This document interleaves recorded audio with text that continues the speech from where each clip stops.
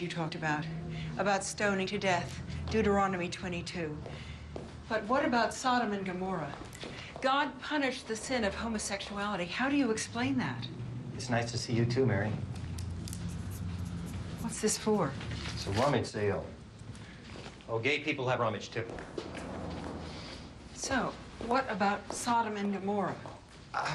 Many scholars think the sin was greed and not homosexuality. And it wasn't labeled homosexuality until years after it was written. Do you have answers for all these things just to justify being that way? Your answer is to justify that it's wrong. I guess we're at an impasse here. So you think it's okay to interpret the Bible any way you want? No, of course not. But the Bible was written and interpreted by mortal men. And many of those interpretations were reflections of the time in which they lived. So you feel completely free to question it? Because I think it's blasphemous. I don't think God minds questions. He might not be thrilled with all of our answers. I think blind faith is just as dangerous as none at all. Well, I've never questioned my faith.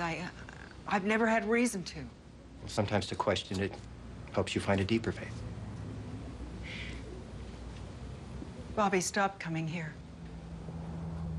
I think the reason was he could never allow himself to feel worthy of God's love. And we didn't help. Mary, have you ever heard about PFLAG? It's a national organization. It's parents and friends of lesbians and gays. No, that's not for me. It could help.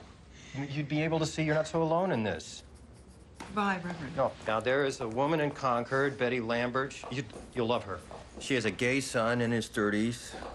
I just had a few questions. I don't need anything else. Just in case.